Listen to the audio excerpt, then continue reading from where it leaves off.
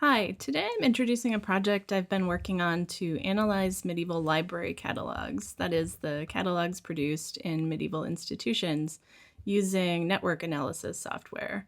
And while I'm sorry not to be presenting this work in person, it's true that the content sort of fits the format. I'm joining you somewhere in the internet to introduce this project that deals with widespread networks of scholarship. So it's fundamental to the study of early medieval Europe that the rapidly expanding number of books circulating in Europe over the course of the 9th century tells an important story. This story, of course, has many dimensions and points of entry and continues to be developed and adjusted.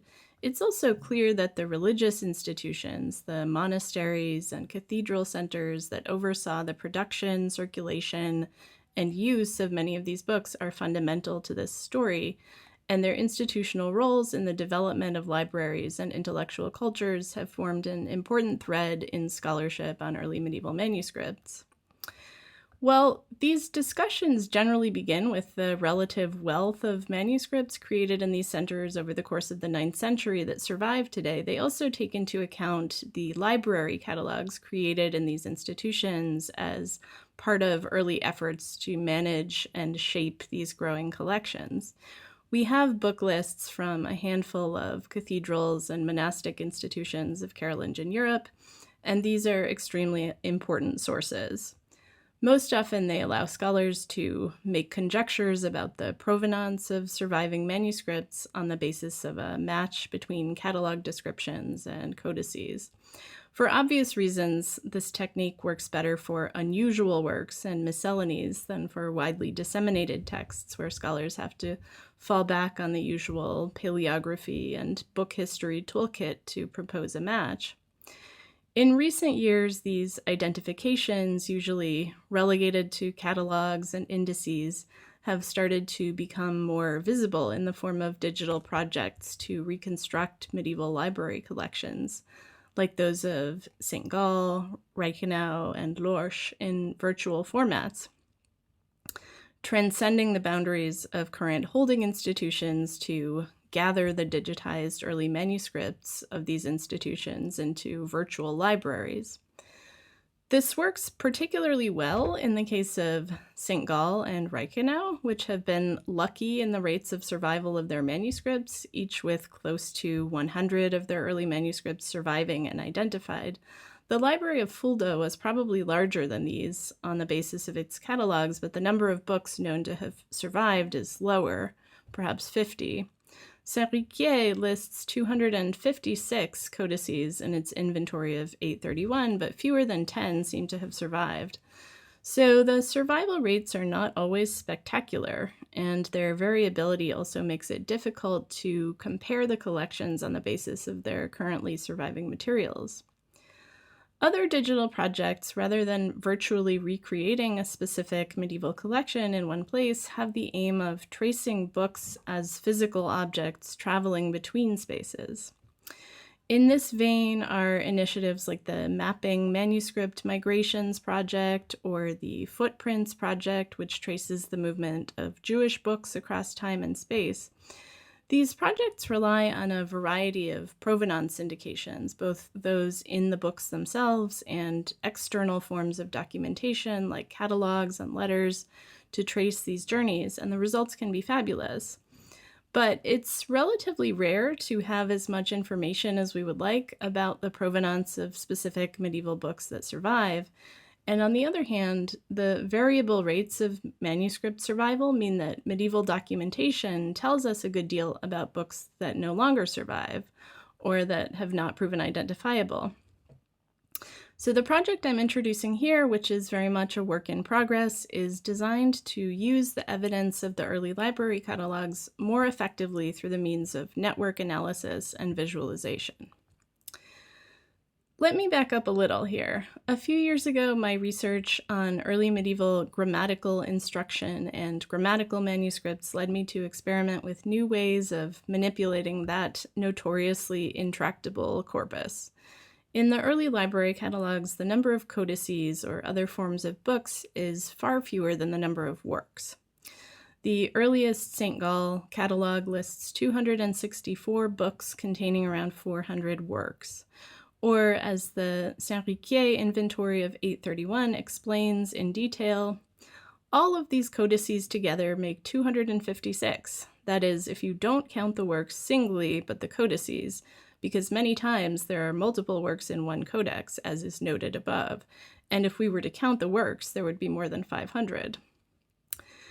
Examination of both the surviving manuscripts and the early catalogs shows that this is emphatically true. Shorter works tend to be copied and/or bound together. For a variety of reasons, though, different categories of text get different treatment. In the catalogs, we find things like De Doctrina Christiana in one codex, but other categories tend toward miscellanies. This is most true of the Grammatica codices, which nearly always include more than one text and sometimes upwards of 50. They're difficult to catalog and edit effectively, but for the same reasons, they tell us a great deal about practices of knowledge selection and the development of curricula. By using these miscellanies as a body of data, I created a visualization of the 9th century grammar curriculum as a network of texts, which proved helpful in teasing out some connections between text and manuscripts that otherwise remained obscure.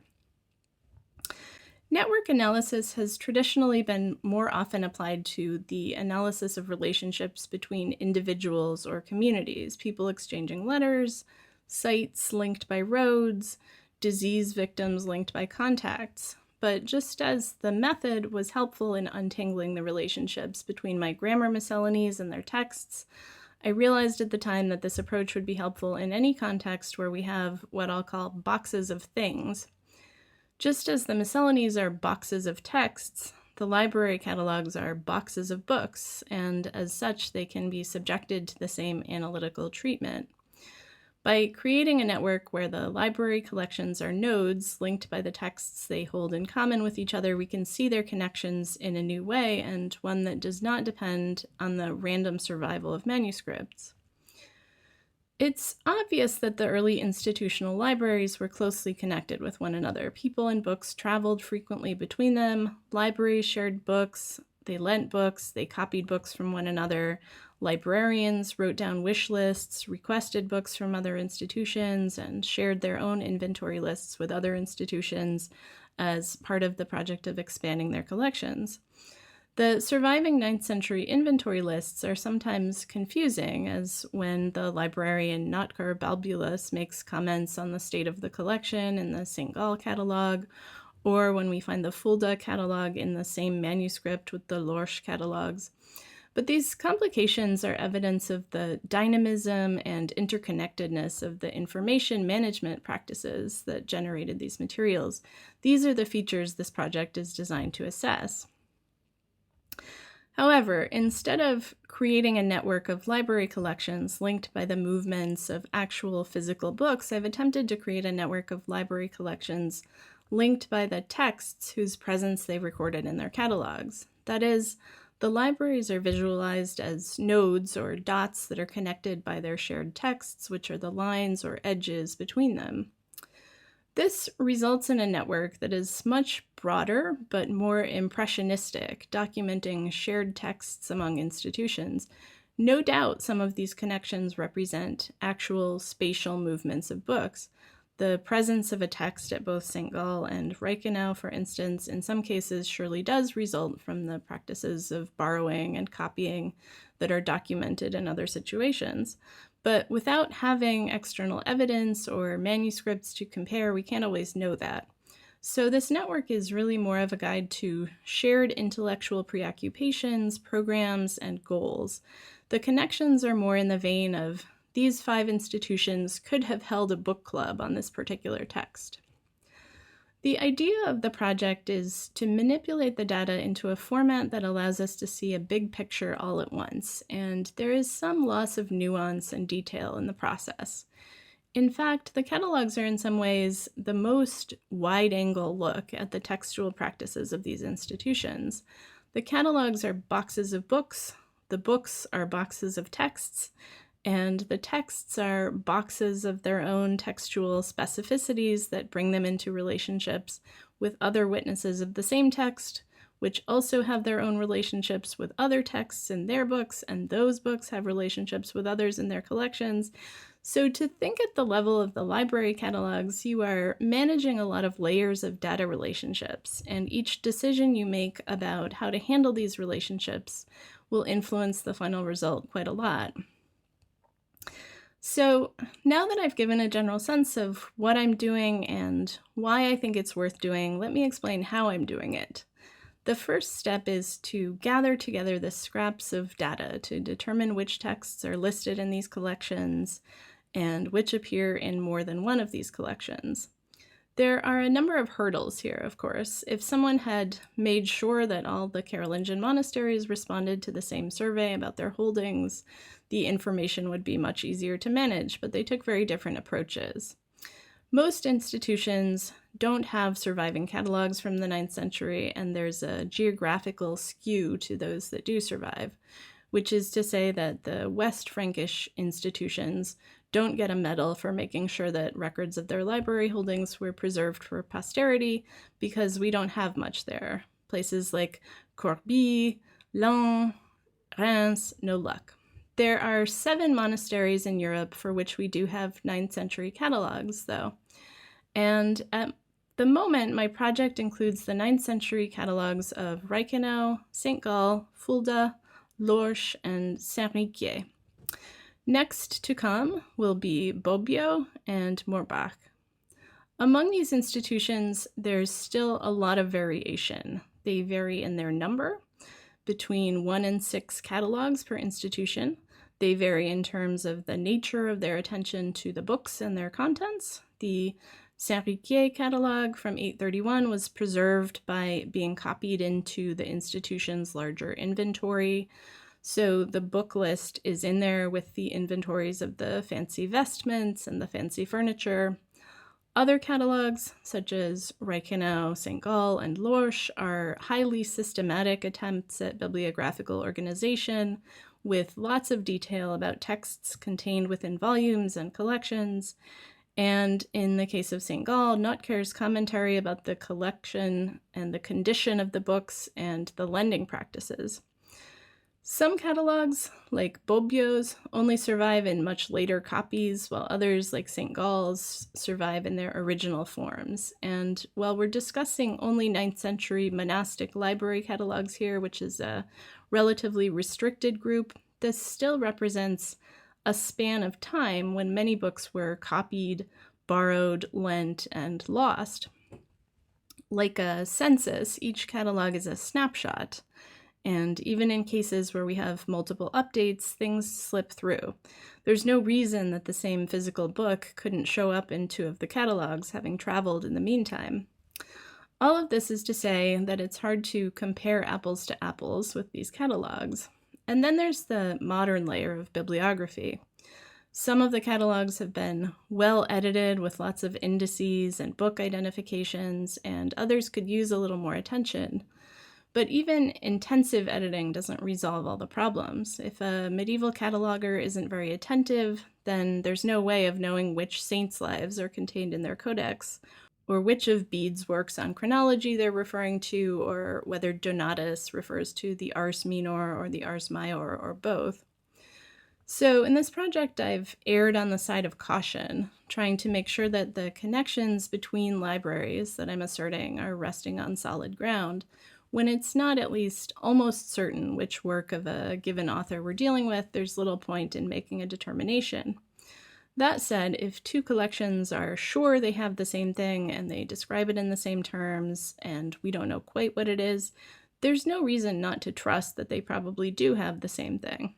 In other words, my goal is not to make these catalogs conform to our own understanding of textual traditions more than is necessary for understanding what they describe. One important decision I've made here was to be inclusive in using multiple catalogs from institutions that made them. Even though that means working somewhat diachronically, my rationale here is there's no way to limit the results to a very specific moment, since the institutions produced their catalogs at different times.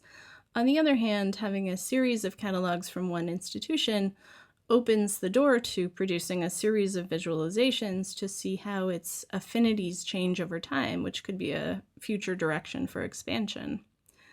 So collectively, the catalogs from these 5 institutions each list hundreds of books and even more texts. The first question is, which ones will result in meaningful data for this purpose? And I excluded a few categories from this visualization: the Bible and liturgical books. Institutions all have these and many copies of liturgical books. Reichenau lists 58 sacramentaries and 50 psalters. Seeing that these are available everywhere isn't really illuminating in the way that other kinds of textual convergences are. And without access to the materials themselves, it's not easy to use these objects as a source of information about connections between these institutions, the way that looking at the actual manuscripts certainly could. And the sheer number of them would skew the rest of the data. So those are out. Now, this is a network that depends on texts as the connections between institutions. So that means necessarily that the texts verified in only one of the 5 institutions whose lists I've included so far are excluded from this visualization. Only the shared texts register here. So the total number of texts at the moment is a little shy of 1,000, and while this percentage could obviously change dramatically with the addition of more data sets, here it is around 40% of the books that get trimmed away because only one of the institutions has them. That in itself is interesting, but it's not what I'm after here. The texts that are contained in more than one manuscript then generate between 1 and 10 connections within this group of libraries. Things that are shared by all of the institutions are the greatest hits. There are around 20 such texts in this group. It's sort of a fun game to guess what they are, and some are predictable, like Augustine's City of God and many works of Jerome, but there are also a few potential surprises, like the Cosmography of Ethicus Ister. So let me show you what this looks like, at least in a preliminary view. What we're seeing here is the collections connected by the materials they share. And the algorithm makes determinations about where to place the nodes based on the strength of the connections between them. Some network analysis and visualization software only allows one edge between 2 nodes, so that whether St. Gall and Reichenau have only one text in common or 200, the connection will appear as one line. And I decided that the lines or edges needed to be a little more prominent in this analysis. So I'm using graph commons here, which allows nodes to be connected by multiple edges. However, 200 lines between 2 dots is also a little less than ideal, a little overwhelming at the visual level. So I've done one more thing to the data here. I've followed the lead of the medieval catalogers and divided their holdings into categories. Most of the catalogs adopt a similar format. In particular, Reichenau, St. Gall, and Lorsch are quite similar in their organization, which is in itself an indicator of their affinities. They divide their collections roughly as follows in the same general order. First, the Bible, which I omitted. Second, scriptural apparatus and theology, including the Church Fathers, which is represented here in pink as the scripture theology category. Third, other kinds of practical materials, including things like history and medical texts, which I called general knowledge. Fourth, liturgy, also omitted here. Fifth, grammatica, which is a broader category in these catalogs than we might expect. It encompasses grammar, which is itself not just grammar, but general language arts, including favorite school literature, the distichs of Cato, and the late antique biblical epics, and also other disciplines, including computus. And the catalogs also include, usually toward the end, their collections of saints' lives, labeled here in red as vitae, and monastic rules, which I put in the category of applied religion, that also includes other sorts of how-to texts on religious life. So what we're seeing here is that the edges, the colored lines linking the libraries, are basically bundles of texts, not a single text, but not all of the connections in one either. And arranging the data this way makes it possible to drill down a little more in the network to see whether institutions might have more affinities in one general area than another. So we see that the connections in this network between St. Gall and Reichenau are predictably pretty robust, given that these two monastic centers were 25 miles apart, were both integrated into the network of royal patronage, are known to have passed books back and forth, and had many connections that are documented in other kinds of sources. We also see that Lorsch is closely connected to these, which also makes sense in that it is also favored by royal patronage and played an extremely central role in Frankish intellectual culture. And in fact, while Reichenau and St. Gall are the closest in terms of their connections with each other, Reichenau and Lorsch are the two that are the most central in this network, which again probably makes sense since they are important disseminators of texts and knowledge. And when it comes to looking at the categories, it's not surprising to see that biblical interpretation and theology is the most heavily weighted category, since it's also the best represented in each individual collection.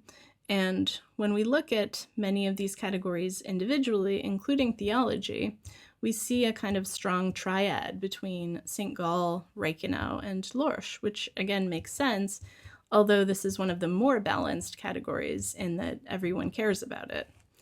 One thing that's pretty visible even at a glance is the red stripe connecting Reichenau and St. Gall, which, as we see on further inspection, turns out to be their common interests in the category of saints' lives. Again, given their proximity and institutional connections, this makes sense. If we examine the category of grammatica, we find a pretty skewed picture, with Reichenau, St. Gall, and Lorsch once again on the same page, so to speak, Saint-Riquier more peripheral, and Fulda having dropped off of the map. So my goal here at the preliminary phase of this project was to assess to what extent analyzing and visualizing the textual affinities of these libraries might be helpful in using this catalog information to reconstruct something along the lines of, as I said, a book club. What we're seeing is not the precise movement of books, but the channels by which they could have moved, and more importantly, the general affinities between collections. As I've mentioned, there are limitations here. The catalogs aren't perfectly comparable. Fulda isn't present in the grammar visualization, not because it lacked grammar books. Here is one of its grammar books, obviously identified through other means, but because those didn't get recorded in the catalogs. On the other hand, the volume of data here is considerable, even at this incomplete stage of the project. We're seeing here close to 1,000 connections between these libraries, and while it's certainly possible to identify affinities between collections more subjectively without the assistance of this tool, the numbers surpass what we'd reasonably able to manage in our heads without it. And I think the results here are encouraging in that they both reflect affinities between these institutions and their catalogs that we are aware of from other kinds of sources, such as geographical proximity and shared personnel. And they also identify for us some more intriguing threads to pull that we might not otherwise notice. I find the categorization of books particularly intriguing, and there's no reason not to drill down further to see whether particular institutions have their own little book clubs when it comes to particular authors. As I explained, I'm intending to incorporate 2 more catalogs into this network, but there's no reason not to consider pulling in more institutional lists, including the cathedral inventories or personal book lists. And while this is relatively circumscribed temporally, I think it would also be useful to incorporate material from a longer temporal scope, which would expand the number and range of institutions and also introduce the possibility, as I suggested earlier, of watching the network change over time as the result of institutions passing materials around and developing their collections. So I hope this has been a useful introduction to the concept of this project, and I very much welcome questions and thoughts.